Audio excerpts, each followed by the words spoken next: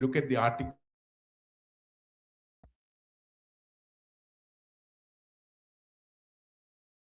same as of CDAC and CDOT at that time. And the objective was to create a new culture. And probably this is the first technology park, not probably, it is the first technology park in the country.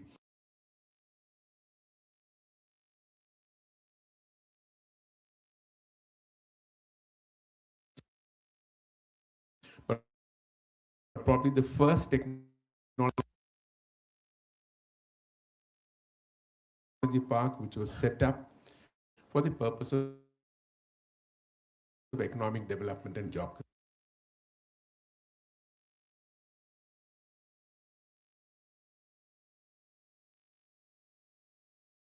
creation.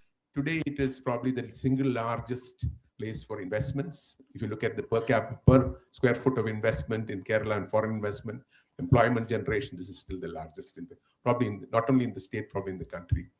Unfortunately, we have most of it done by government and very little of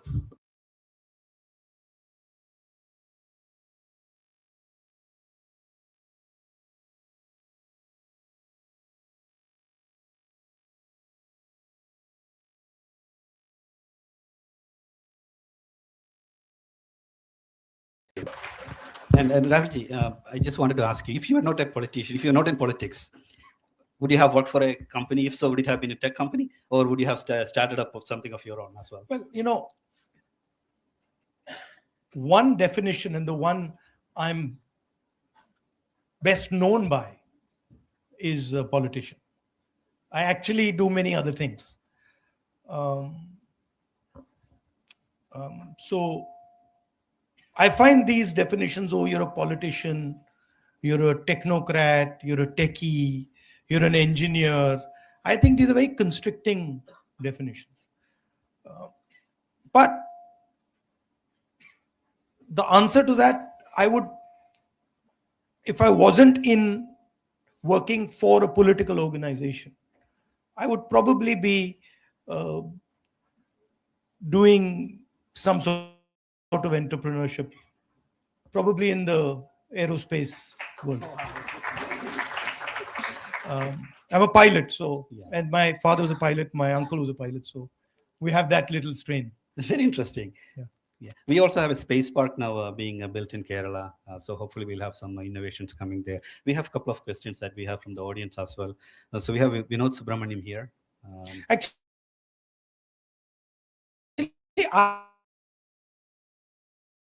I think about it slightly differently. I think that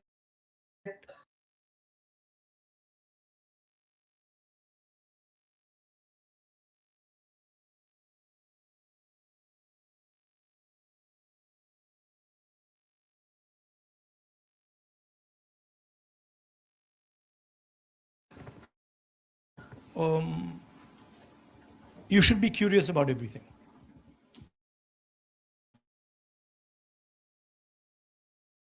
Right? And actually, you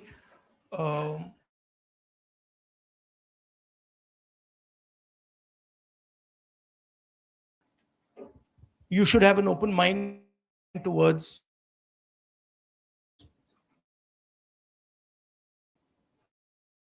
pretty much everything.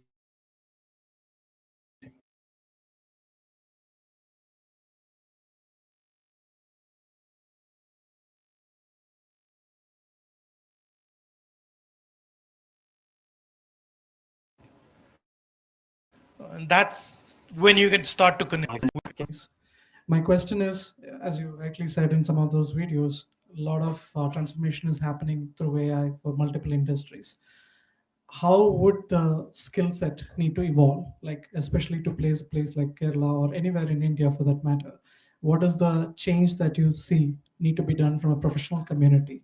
As you might also see, this is also causing a lot of layoffs and other impacts as well. So how do we really absorb that, and how do we move forward from there?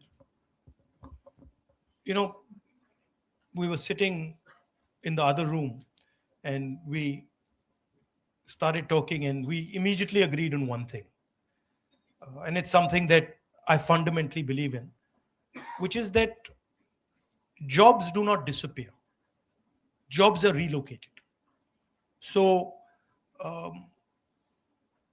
people think, oh, a robot that cleans a room has taken away the job of somebody who was previously cleaning the room. Yes, in the room. But if you go to the factory where the robot is being made, that robot has created a lot of jobs. That value chain has created a lot of jobs in the place where that robot was made. So the question is not so much about jobs being lost or jobs disappearing. The question is, there is a contest for jobs on the planet. How good are you at capturing them, right? And that's really the question. So that requires a particular mindset. It requires a particular level of openness, connectivity. It requires an industrial structure. So in my mind, there are essentially two parts of the economic system. One is a consumption side, and the other is a production side. So this came out of the production side. And Uber is helping the consumption side, right? So in my mind, the real jobs come from the production side. The large numbers of jobs come from the production side. You can get excellent jobs in the IT space, but you cannot get jobs for everyone in India in the IT space. It's not going to happen, because the IT space simply does not have the knock-on effects that a car manufacturer does, or a phone manufacturer does, or a ship manufacturer does. Startups on the production side. So that's really, to me, the interesting space. And the real question is, China has built a superb industrial system, unmatched in the world. But we don't like their coercive system. We don't like the fact that they're not democratic. So to me, the big opportunity for India is, can we build an industrial system, a production system, but maintain our democratic values? That to me would be a huge service to the people of India and be a huge service to the rest of the world. Thank you. And you would find that even in Technopark here, most of the startups are not on the production side, it's actually on the service side. Yeah. So that I think is a problem that systemically I think we Now, need there's to another thing, that the amount of innovation that comes out of the production side is order of magnitude more than comes out of the consumption side. Because production is actually a much more complicated activity. To put a car together is a very, very complex activity. Takes large numbers of people, organization, conflict.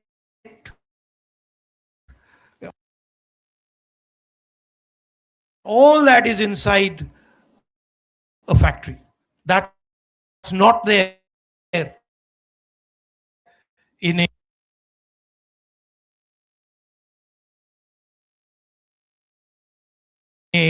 a software park. But then we also say that in the future, every job can be a software job, because programming now really doesn't require a lot of technical skills, right?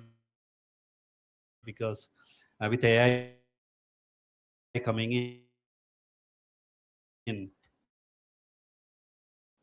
with conversational technologies, a lot of things can be done directly by even individuals who are not experts in technology. There I disagree.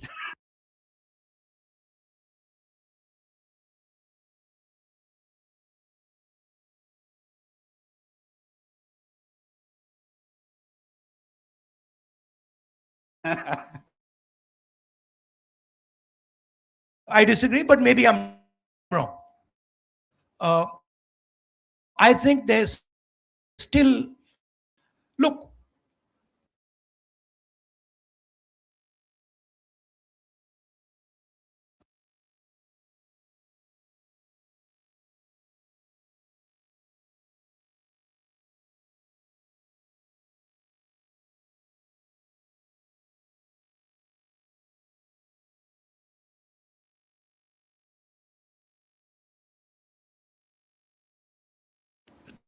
there's a social element to this. If you do not give your people job,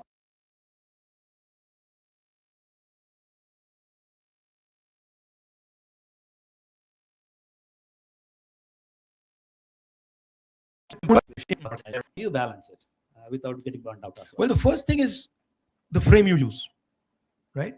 So I can come here and I can say to myself, now I'm going to the tech park and I'm going to be working. Or I can come here and say, okay, I'm going to the tech park. There's a bunch of guys there. I'm going to have fun with them. So you can change by thinking about what you're doing.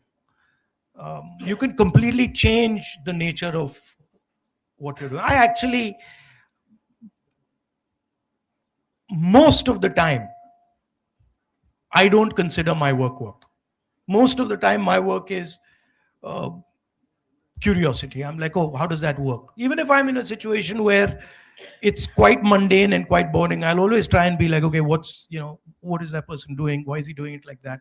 So that allows me to transform the way I think about things. I make sure that regardless of what happens, that before I go to sleep, I read a little bit, and even if it's 10 o'clock at night, 11 o'clock at night, midnight, I do some exercise. That I just, 90% of the time I will do that. Very good. Thank you. I think, exercise is something that a lot of us probably lack. So No, and people think that, time is, I don't have time for exercise, or I don't have time for myself. Actually, it makes you very unproductive when you do that. So you're thinking that, I'm going to save 1 hour by going to exercise. Actually, no.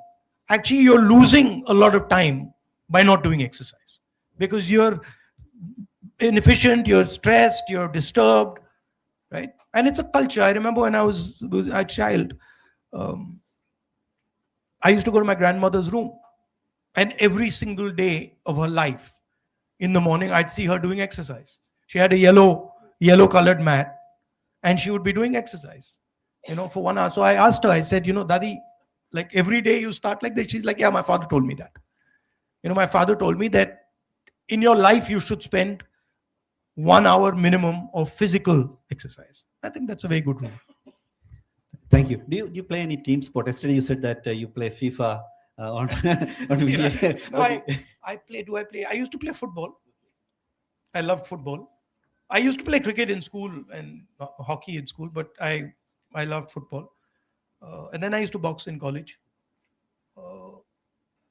I used to do triathlons, running, swimming, cycling, and then now I do martial arts. I've always done martial arts. Yeah, now Somewhere or other. now pickleball and paddle is becoming very, very popular around here. Yeah. So most of the places now you see that a lot of the team members are also playing that. We have a question from Deepa Nair.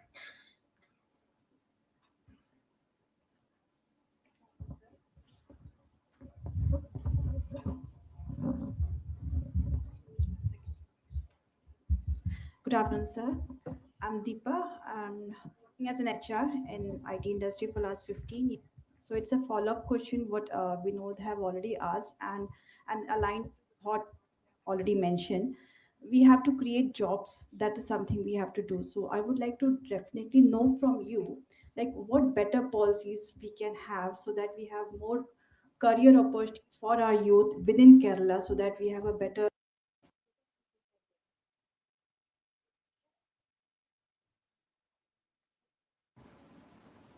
Policies have to be made on the back of changes that you're seeing in the world, right? So for example, 100 years ago, people saw that, oh, there's a movement towards the internal combustion engine, right? The internal combustion engine and petrol fundamentally shaped the last 100 years of the planet, right? If you were not part of that system, you were not part of modernity. You could not be, right? And our current superpower was built on that. So if you go into the details of how did America actually become powerful, or how did Britain before that actually become powerful, you find that they became powerful by controlling mobility, right? The British controlled the steam engine and coal. They built a navy. They controlled the trade routes. And the Americans did the same with petrol.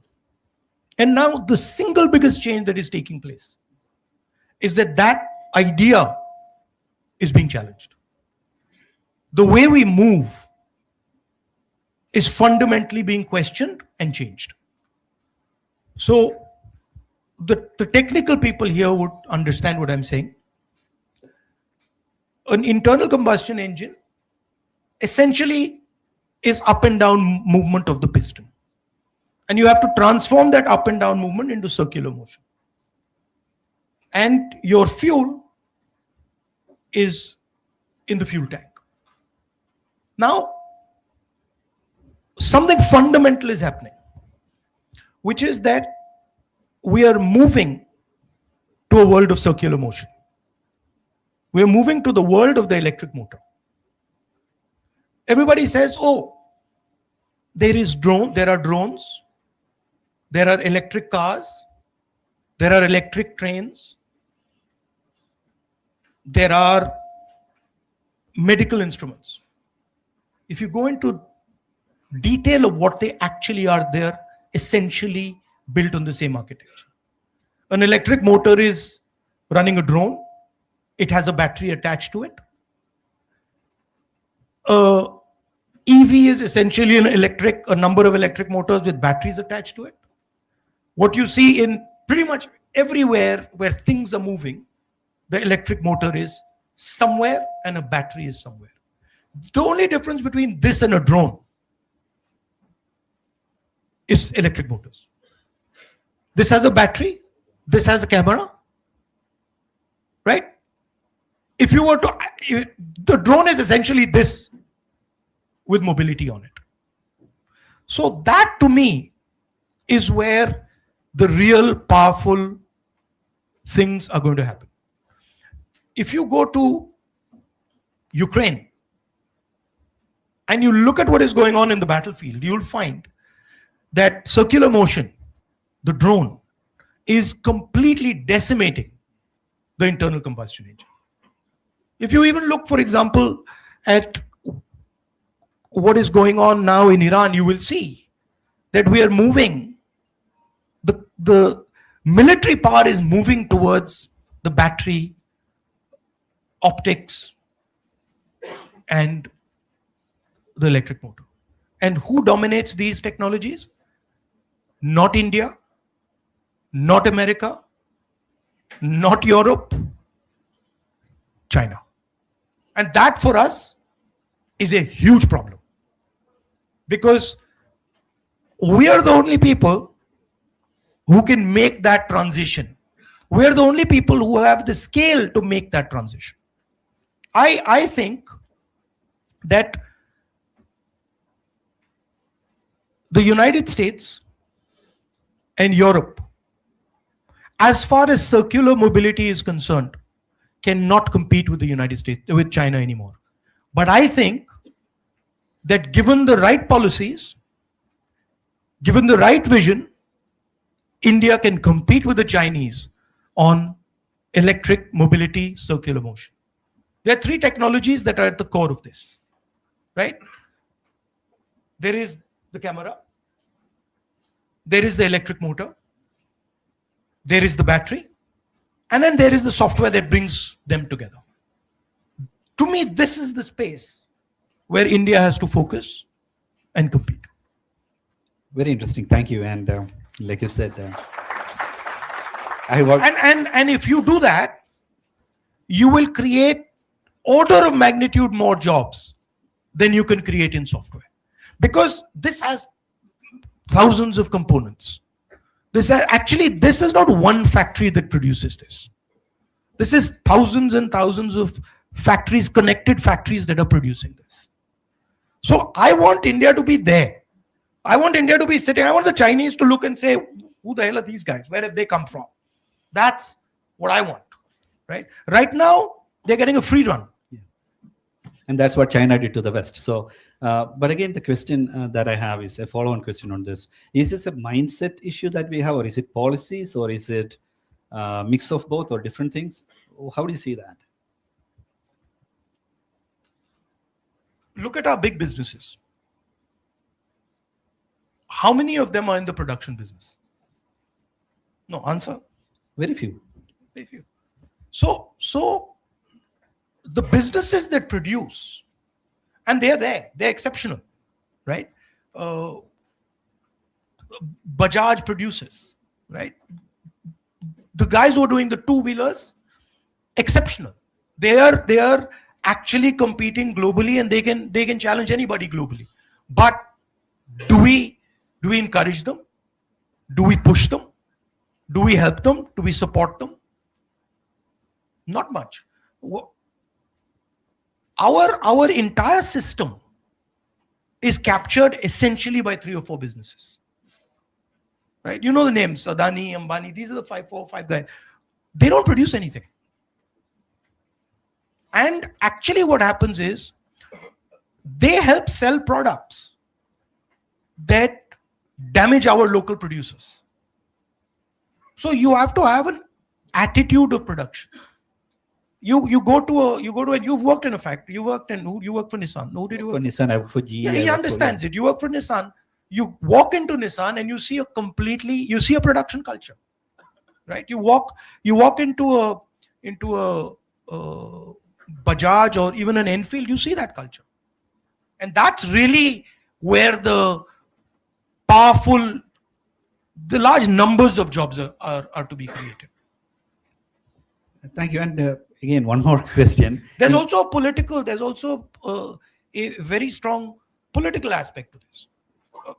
You take our GST, right? Our GST is designed to harm producers. Our GST basically kills producing states and helps consumer states. So there are fundamental things. You design a GST that kills off all your small and medium industry. Then afterwards you're saying, okay, but why are we not having any jobs? Right? So there are political actions that you take, things that you value, things that you protect, that allow this to happen. Thank you. Very, very helpful. Very interesting as well. Can we switch? I'll give you an example that really struck me just a couple of weeks back. I went to Germany, and I'm very interested in drones. So I told them, listen, I want to see, your cutting edge drone manufacturers. And so they were like, yeah. And so we went to see a cutting edge drone manufacturer. Did a fantastic presentation. They're operating in Ukraine. And then after their presentation, I said to them, can I ask you a question? I'm very impressed by what you're doing. And they're like, yes. I said, what percentage of your motors and what percentage of your batteries come from China? Pin drop silence. Right? Now, I was thinking, well, why not India? Why can't the answer to that question be India? Right? And you can see it. You can see, for example, I went to BMW. BMW is essentially drowning because they cannot take on they cannot even conceptually understand the transition that is taking place to circular motion.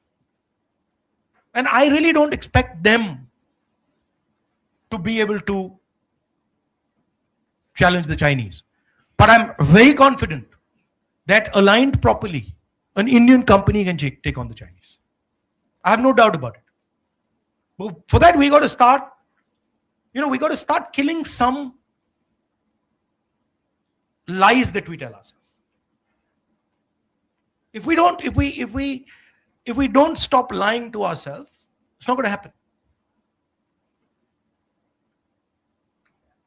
People don't like that. People don't like it, but it's the truth. Thank you. That was very, very helpful. And I fully like the simplicity that you talked about, right? Which is battery power, a computer, a camera, and then, circular motion. How you tie My it all father, together. I remember, I was a kid. So you have to understand where I'm coming from. I was 12, not even, I was 12 years old. And one day my father said, listen, Rahul, there's a presentation you have to come to. I didn't even know what a presentation was. I think, what is a presentation? And I sat, I was bored out of my brains. And I sat for 3 hours watching a presentation on this is 1983. On watching how the computer can transform India. And I was like, get me out of the room because I just didn't understand what was going on. Right? Sometime later, my father would keep forcing me to use a computer. Those days, I don't know how many of you use those computers. They're practically, unless you were they were like that, and there was no graphic interface. It was MS-DOS, unusable for a person who doesn't fundamentally understand them. And then one day I went to his office and I just said, Papa, what is this? And I still remember he took a piece of paper and he drew a 2x2. I didn't know what a 2x2 was, 2x2 matrix. I didn't know what that was. And the 2x2 was high capital, low capital, high skill, low skill. And then he said, you see this box? And I was like, yes. He says, we're going to dominate this box. He says, these are his words. He says, nothing can stop India from dominating this box. Maybe this other boxes we are not going to dominate, but this box we're going to dominate. I'll tell you another story. Sam Pitroda will tell you this. The head of General Electric came to India. And my father had a chat with him about building software in India. And he went out of the room and said, the man is crazy. He said, the man is crazy. How can we build software in India? But that is what having a vision is. That's what it means. If everybody is saying, yeah, you're making perfect sense, it's all right. No, there's no vision there. A vision by definition has to look crazy because other people can't see it. And so that's when you're asking me, what do I expect Indian people to do? I expect them to push back when they're told stuff that is not true, is not real. Right? I expect them to say, no, this is my idea. It looks crazy to all these other people, but I'm doing it.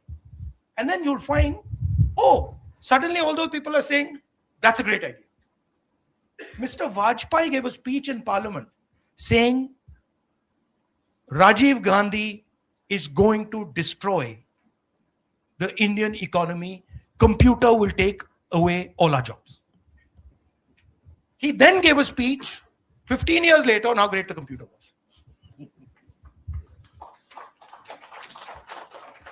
So that's what I expect from Indian people. You're seeing that there's a complete transformation taking place. It's an exciting thing. You're the people who can pull it off. But you got to be able to see what actually is happening. Very interesting. By the way, I worked for GE as well, General Electric as well. I was a CIO there. And so I know the story about Jack Welch coming in and setting it up in Bangalore. And a large portion of the IPs that GE has today comes from Bangalore. Right. So, of course, fully agree with So that. we have to value what we have. I keep saying it. We are sitting on the most valuable resource on the planet. If you came 100 years ago to India, right? We didn't have this resource. The connectivity was not there for this resource. Everybody used to say, oh, population is the problem. Well, that's quite interesting because our population is what has given us data, right? This conversation is data. Who owns this conversation? Who owns this conversation? The cloud. No. This conversation cannot be transmitted without YouTube. So YouTube owns this conversation. So we have to be able to see that. Who owns our data?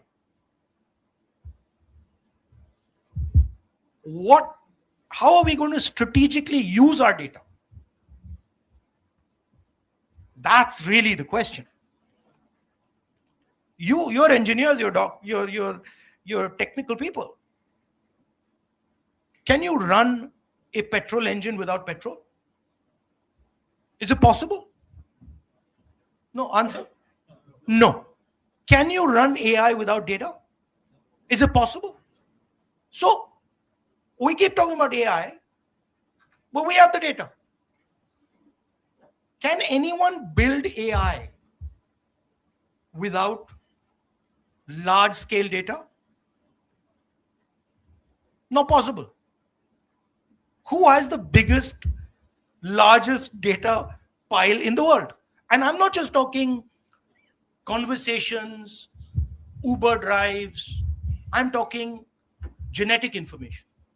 I'm talking medical information.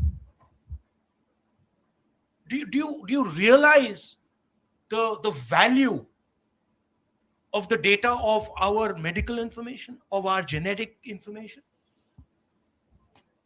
Entire medicine of the future is going to be built on it. So those are the hard questions. We have an AI summit. We don't have a data summit. Nobody is saying, listen, it's literally like Saudi Arabia turning around and having a summit on the petrol engine. It's like that. And then nobody in Saudi Arabia is saying, listen, guys, we got the biggest oil reserves in the world. Please understand what has happened. The US deal that has been signed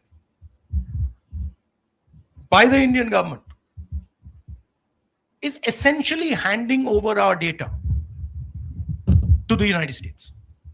Nobody said, except me, nobody said a word. It's mind-blowing. You imagine if you went to, Russia, and Russia handed over their entire oil supply to the United States, what would happen? They were shouting and screaming. Not a peep in India. It's quite surprising to me. I like the focus on data, being a CIO. Of course. Thank you. I think Srikumar is here, the GTech. Yeah. You agree with me? Yeah.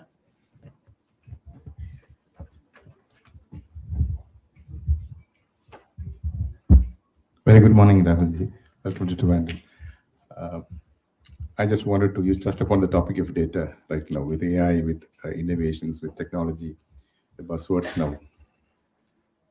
How do we in India balance ourselves from government, from policies, from restrictions, from regulations, and from all sorts of governance?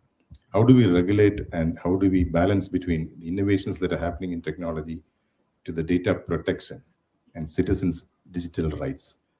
Now, that's an area where data pilferage, data is going to be very important. Data is the most powerful resource in the world. So how do we balance between the innovations that are happening? That is you said, I'm a politician. That's one of the central questions that the politics of India should be discussing. That this is our biggest resource. How are we going to utilize it? What is its nature? Who has access to it?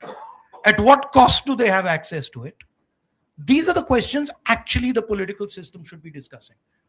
Not whether, what we should eat and what we should drink and whether cow urine is good for you. Yeah. Right. So it is actually it's a democratic exercise. It's a listening exercise, because really nobody has the answer. If I tell you, listen, this is how you should use the data, that's nonsense. But it is a conversation. It's a conversation with our businesses, with our people, with the multinationals of the world, with the Americans. It's a conversation, right? And it is the most powerful conversation India can have. I mean, if in that deal,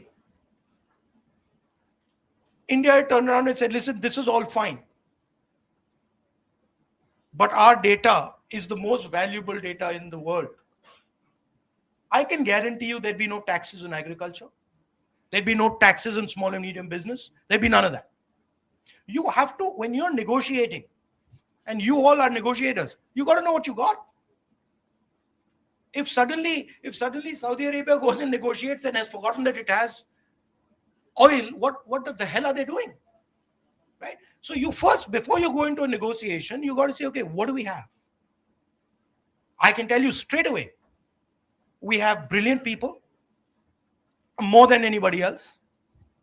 We have huge diversity, so we can understand many different things from many different angles. We have the largest pile of data on this planet. We have the best engineering talent.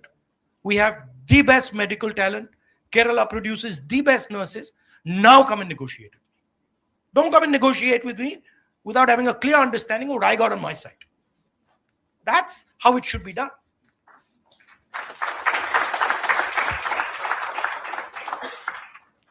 Thank you.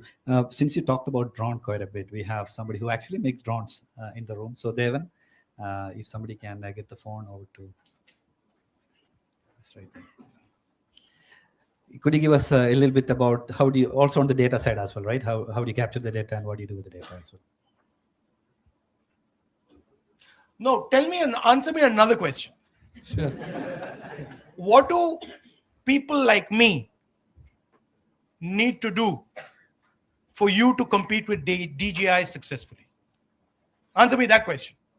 Sir, I am proud to say with next 3 years, we will be competing the DJI, because 80% of the components right now we are developing in-house in Kochi.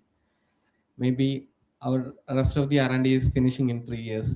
So right now... So you make your own motors? Yes, own motors. But sir... What type of motors you make? BLDC motors. And the fact is, depending upon brushless and ducted fan also, and we depending on the infrastructure of Hitachi, other corporate infrastructure for developing that motors. What size drones do you make? Size largely carrying 50 to 100 kg payload. Can I come and see? Yes. Where is it? Kochi, sir. Okay, here itself. Yeah, Cochin.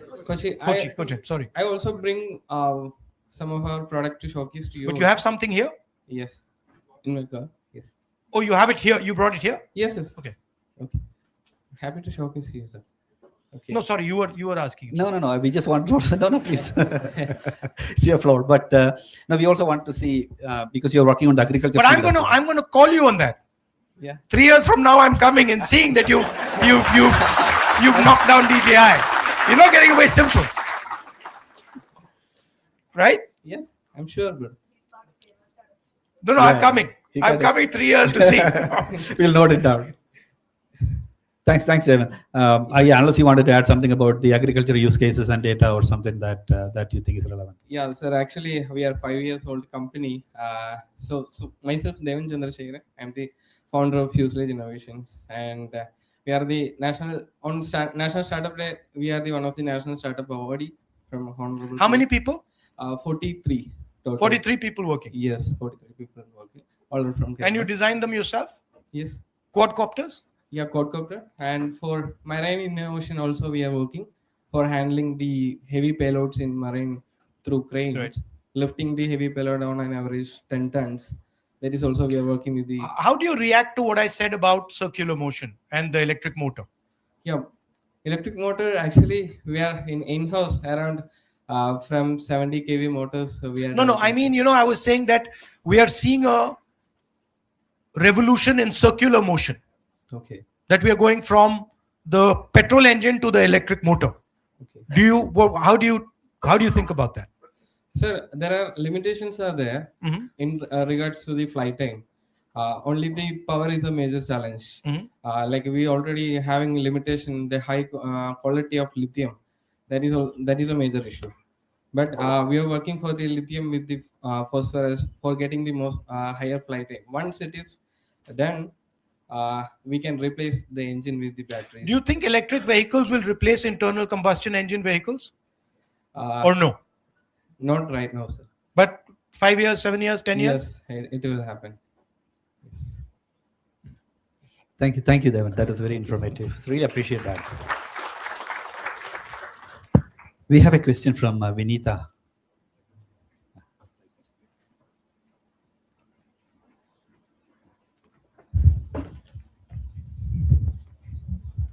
Hello, Rahulji. Wonderful to see you here in Trivandrum. I'm Vinita, part of startup ecosystem in Kerala. My question is that we did speak a lot about some of the best talents available in Kerala and in India, but a lot of STEM drain does really happen. It is a fact. And over a period of time, we've tried probably to make them stay through developing our startup ecosystem, but even then, we still have those challenges being seen. Like, we're still a consumer state and the production is absolutely not happening, just like you said. How do you think some of these challenges can be overcome over a period of time? I think it's an attitude.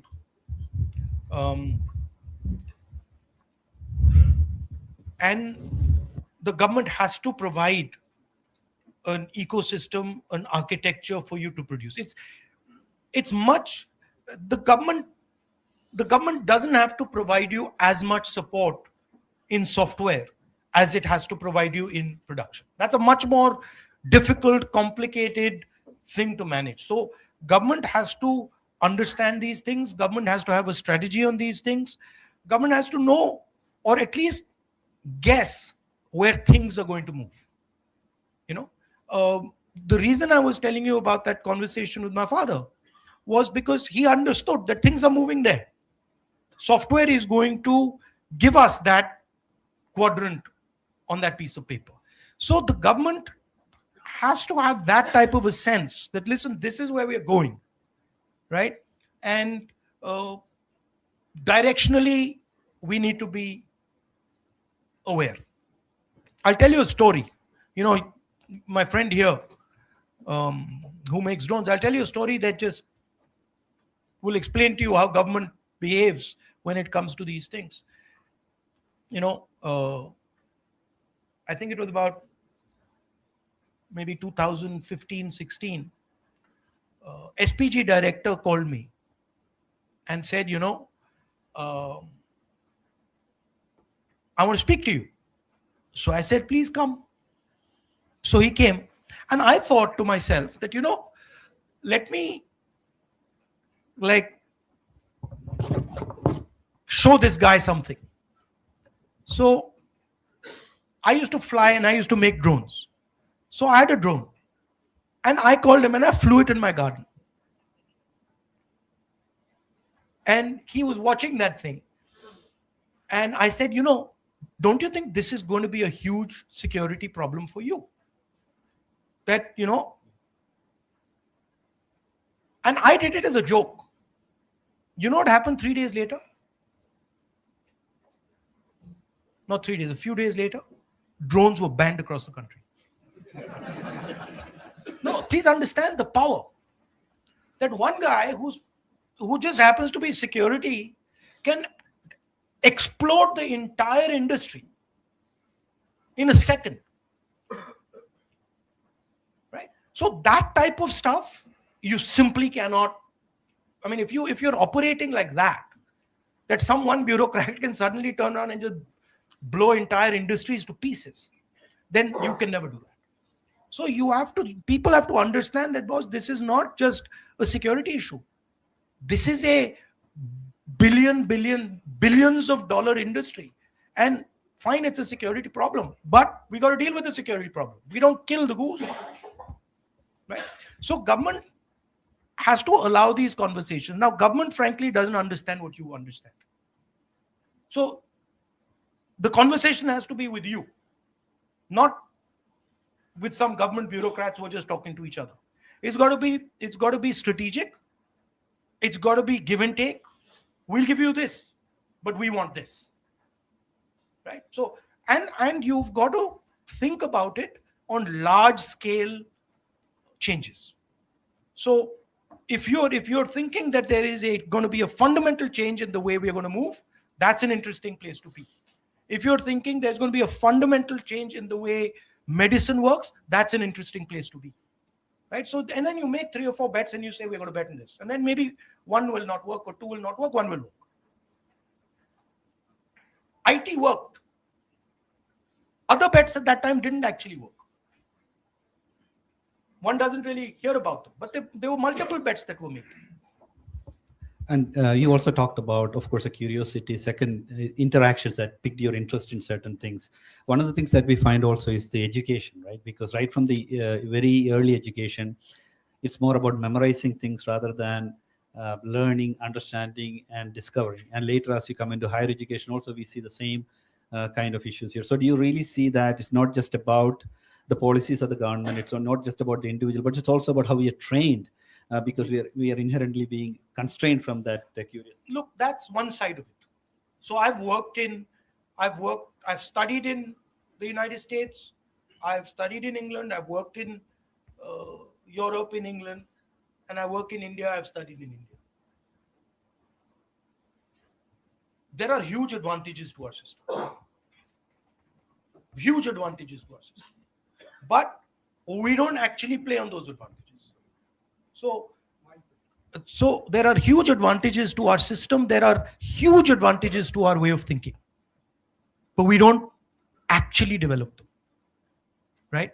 The Indian mind can manage complexity like no other mind.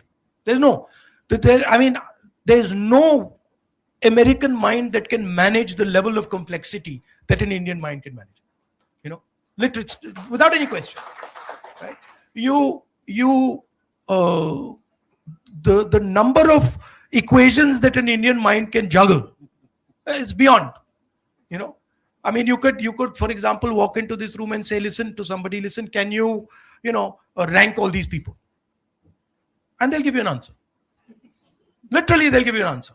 Right? So there is huge strength to our system. Our system is much better at managing the internal space. Much better. Right? The Western world literally collapses because they cannot manage internal space. They're very good at organizing outside.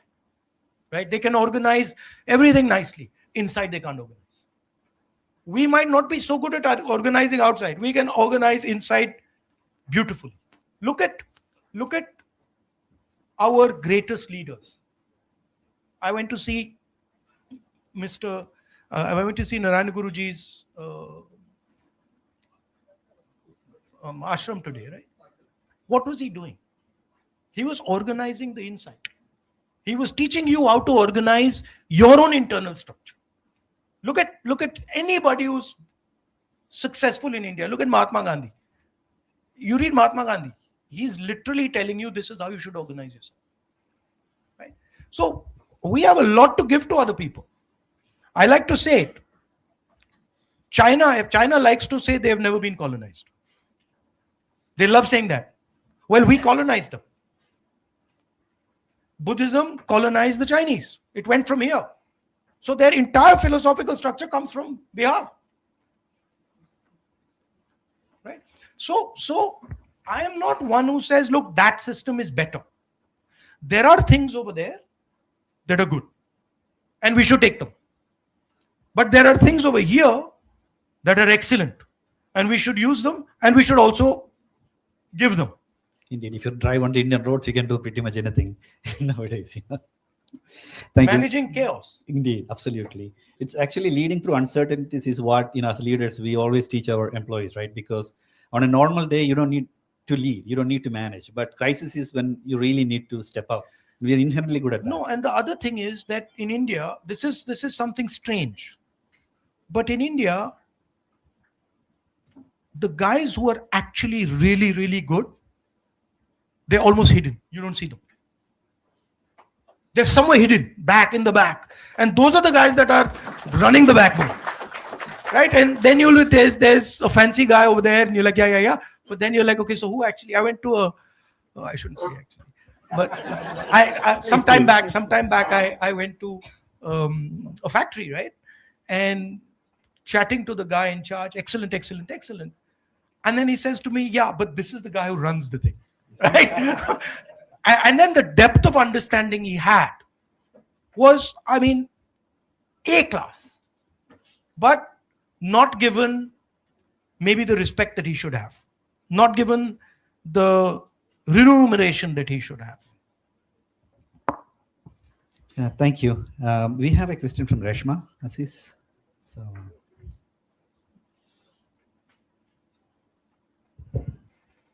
Hi, Rahulji. I'm Reshma Aziz. I'm having 16 years experience in the IT industry. So tech employees often face challenges with long working hours, insecure policies, contractual insecurities. So should there be a better policy? Should there be stronger policy to secure them? I mean, that's the simplest question. Yes, they should. You couldn't give me a, yeah, they should. Absolutely should.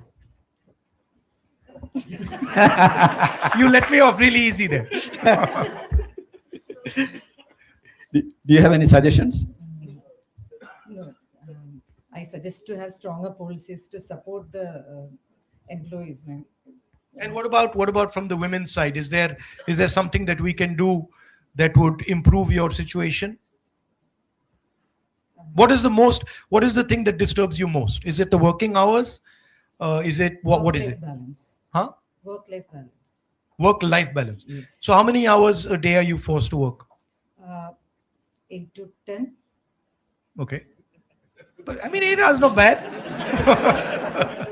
I'm lucky if I get 8 to 10.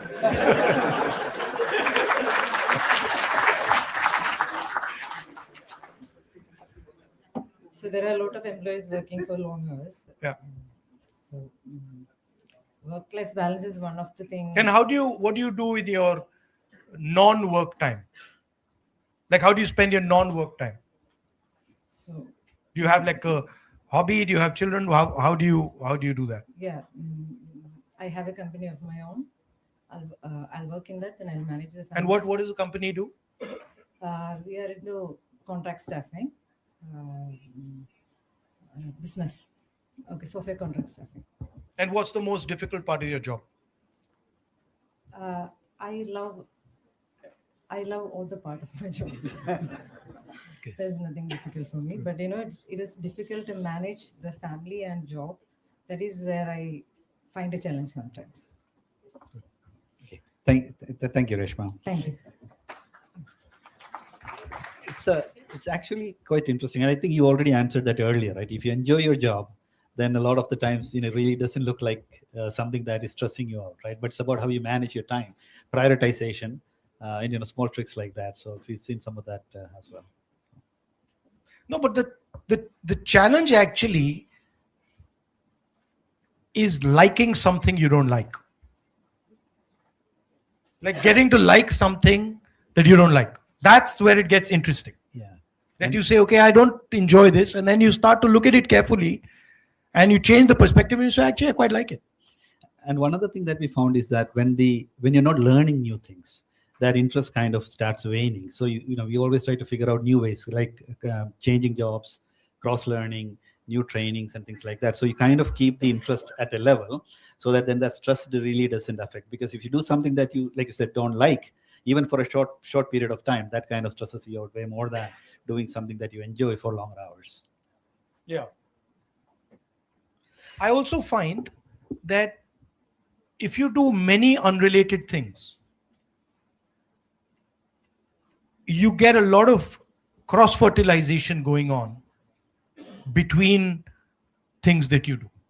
So for example, if you study history and you do software design and you're interested in hiking and you're interested in multiple things, you suddenly find that actually that thing from this space is helping me in this space. Elasticity, right? So I like to keep it as wide as possible. Even, for example, if I read, people ask me, oh, what book are you reading? I don't do it like that. I'll get interested in an area and I'd be like, okay, that's, an interesting area. And now let me read in that area. So, or even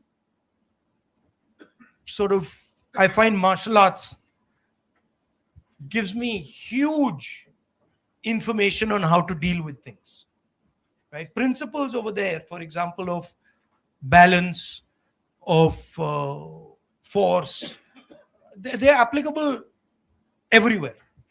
So I like to have many things that I'm doing. And whenever I talk to my nephew and niece, I always tell them, listen, the more things you're doing, the better. Indeed. Don't get into, don't just,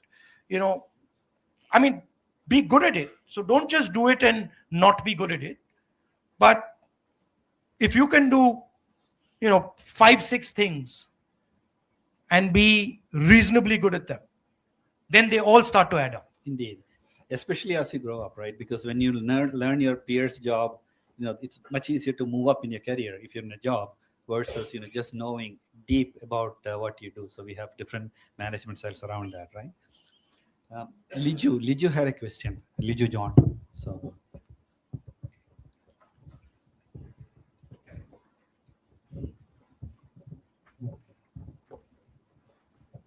Hi Rahulji. Hello. Good afternoon. My name is Liju. So my question is a little bit apart from the tech world. So we have seen you have ride KTM Duke, Royal Enfield. So my question is it really your personal passion or you got some spirit from your Bharat Jodo Yatra? And the last thing is, I always, I'm curious. So I always like to travel around, meet people, look at things, understand how things work. That's just my nature is like that. And so I used to do cycling actually, long distance cycling. But nowadays, long distance cycling not possible for me because my security people it becomes ridiculous, right? If you're cycling and then you have these escort cars, it just doesn't work. So I can't do that. And so I like the idea of 2 wheels. And I don't really care what bike I'm riding. I like the sense of riding a 2-wheeler. I'm perfectly happy riding, a scooter in some situations or a motorcycle in other situations. If you're asking me what motorcycle I think is good, that was my last one. You get a high. on a specific? No, I don't get into high. The high is when you're 25. At my age, at my age, high kills you on a motorcycle. So I don't do the high thing. I quite like the KTM. That was It's my good. last question. Which one you prefer to ride that? I like the KTM, but I prefer the KTM to the Enfield. Let's put it like that. I have an Enfield. My son has a KTM, so we have this argument at home all the time. So I think he won out. There's a good 450 BMW that is coming out. I think that will be a good bike, but it's expensive. That reminds me. I know that you were in Germany with BMW, etc. Of course, all these things are changing, right? Even with AI coming in, new technologies coming in. Have you ever ridden an autonomous car? Have you been in a car without a driver? No, but I have a remote control car. I have it in my house and I use it to drive my dogs crazy. I make my dogs exercise with it, but it's a little thing. I've been doing remote control stuff since I was a little child. So my father and me built our first little remote control plane together. So I'm deeply into that side of the world. How many dogs you have? I think PD is one of them, right? No, he died. Oh, yeah. Yeah, he died. Poor guy. I have 4. Wow. They're brothers. Wow. Yeah, we have one. We have a lab, Sancho, and he runs the house. We just living in the house. Yeah, it's true. My guys they're quite naughty. Yeah. Something to look forward to, right? Going back home. Yeah. So No, I think one of my favorite lines of Mahatma Gandhi, and I really resonate with that, is that something to the effect of, a people or a country that does not respect animals and respect all forms of life has a long way to go. So I don't restrict kindness to human beings. I think one should be kind and gentle to all beings. So that in fact, as I become more experienced in politics, I think in life also, you have to start making some basic rules for yourself. When you're young, the rules can be 5, 7, 10 rules, and then slowly you find that, okay, now I'm centering down to 1 or 2 rules. And so I find that in my life and in my politics, the 2 rules that they are becoming my central rules more and more are, as you said, non-violence and compassion towards other people, understanding other people, and truth. So I find it very uncomfortable. In my job, I was told when I started, and many of my politician friends used to come and tell me that, listen, truth and politics don't go together. I was always told that. I've heard that too. And I am out to prove that it does. I hope you win. I hope you're successful. No, it doesn't. I mean, it doesn't matter. It's a framework I use, and it works for me fantastically. I mean, it literally works for me in ways that I never ever imagined. One thing that again I find politics in India is we tend to put people in boxes, stereotypes, and then we don't really think across lines on ideas and thoughts, right? It's about who said it versus what is being said. It's quite a bit of that I find quite in India, one of the weaknesses of our system is that we box everybody, right? We love to create, oh, she's a woman, oh, he's so and so, oh, and we like to create that box, but people are not in boxes. People are, you cannot fit a person into a box. So I know we are running out of time. Rahulji has been very nice with us. So what I will do is we'll have one more audience question, and then probably we'll wrap up, unless, of course, we want to have more. So we have a question from Ganesh Kumar, IBM. Yeah, that's there. So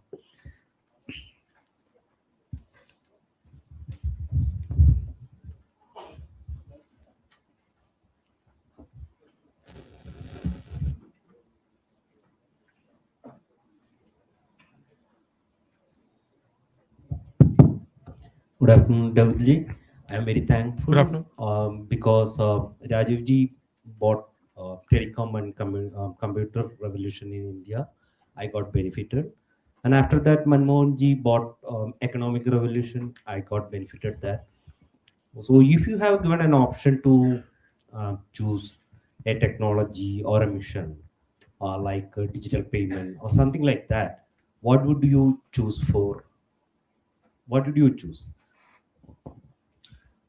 I mean, broadly, I answered that the question. I would be thinking about new mobility, and new mobility not just restricted to cars or drones. New mobility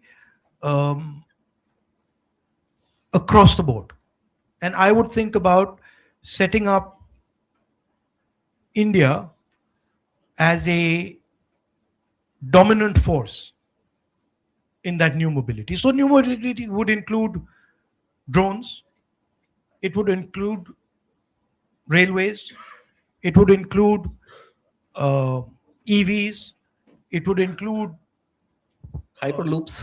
it would include anything that moves in the way we are going to move in the 21st century.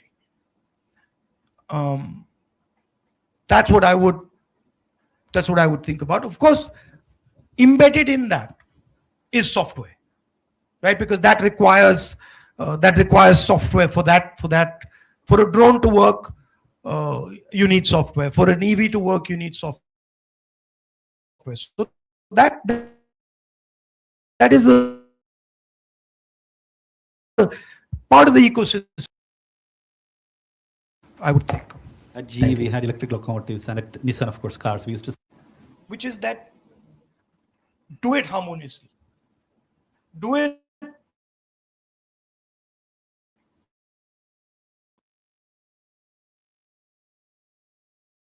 with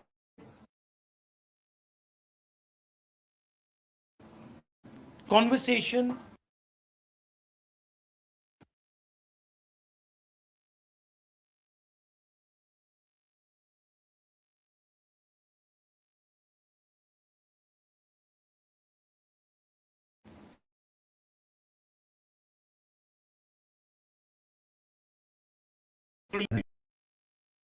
Messages for us to take home with us. Really. he's got a question. We can end with that.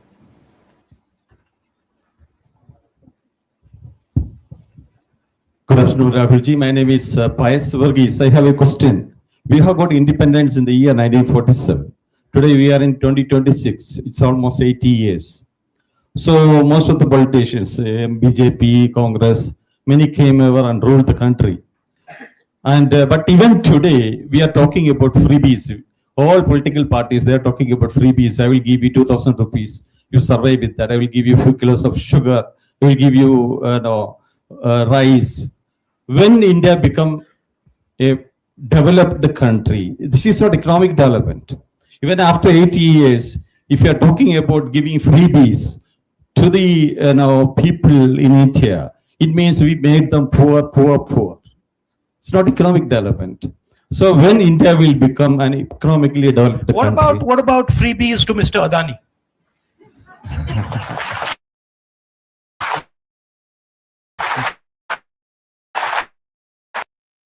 Discuss, right? What about freebies to Mr. Adani? What about freebies to Mr. given to them? Why don't we discuss that? If we are ready to stop those freebies, we'll stop these freebies.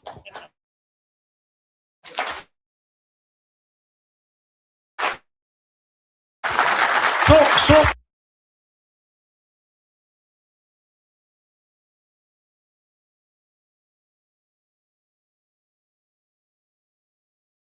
about 16 lakh crore rupees have been forgiven for Mr. Ambani and Adani. Right? Now, it's interesting that you raise it. You see the freebie when a person needs the freebie.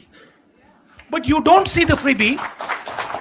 You don't see the freebie when Mr. Adani gets it.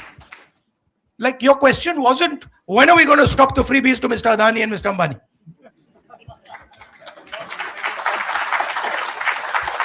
Right? So when you're looking at a political system, you got to look, me, I love all Indians. That's my starting point. I even love the people who hate me. Okay? So for me, what I am looking for is a win-win. Now, if we're going to have a conversation about freebies, then let's not have a conversation about only one side of the equation. Right? And let's not try and paint it as if there's only one side of the equation that's getting the freebies.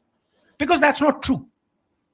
The amount of freebies that Mr. Adani and Mr. Ambani and 5-7 of our big businesses get is order of magnitude.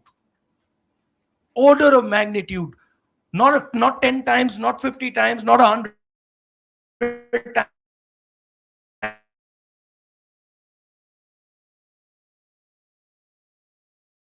times, thousands of times.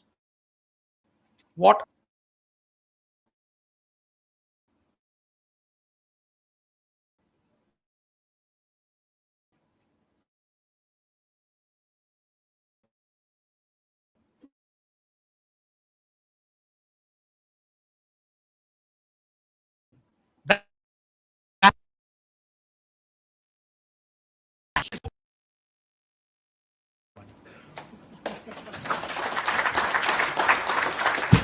Thank you for your question. Thank you for the It was a good question. And on that note, Rahulji, shall we sum up? And Yeah, I just want to conclude. First of all, yeah, I need to conclude because we've got to. First of all,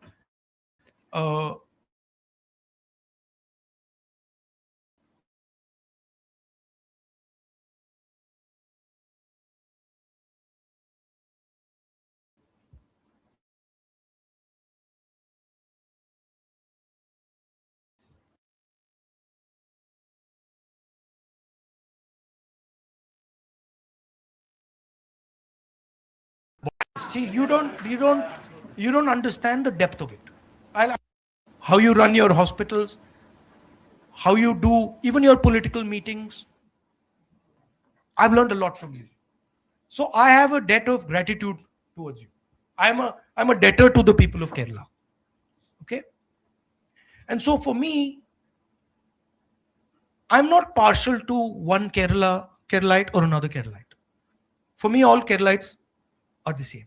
And I'm interested in being your partner, in helping you achieve whatever you choose to achieve. It's your journey. These are your decisions. But I would like you to know that I'm there to work with you, to help you in whatever way I can. Finally, your history, your tradition, your giants like Narayana Guruji are guides. In our culture, a guru is given a exalted place. They're national gurus. They teach our country the direction in which we should be going. Their ideas, of course, are embedded in our constitution and are embedded in our democracy, but they are like lighthouses that, this is where we should be going. And that, when I speak of a Narayana Guru, he is actually a person, but he reflects the spirit of Kerala. He only became Narayana Guru because he reflected the spirit of the people. The rebellious spirit. Yeah. And he only became what he became because he expressed your spirit. And I want that the people of Kerala, young, old, male, female, poor, rich, always express freely and openly the spirit of Kerala. Thank you very much, and really appreciate. Thank you for inviting me here. It's an honor and a pleasure. I had very nice time. Thank And you. thank you all for coming in and having this conversation. Ranjit, Thank you. would you come over and present a memento to Rahulji, please?